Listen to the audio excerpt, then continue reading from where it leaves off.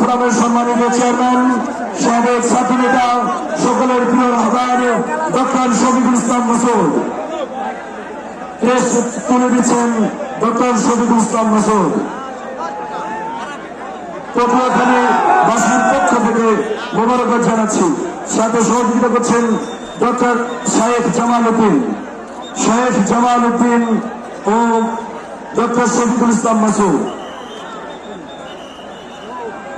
এই পর্যায়ে আজকের প্রোগ্রামের অন্যতম মেহমান আলতাফ হোসেন চৌধুরীর হাতে ক্রেস্ট সম্মাননা তুলে দিচ্ছেন আজকের প্রোগ্রামের সম্মানিত প্রধান বক্তা ডক্টর শফিকুল ইসলাম মাসুদ ও শেখ জামাল উদ্দিন।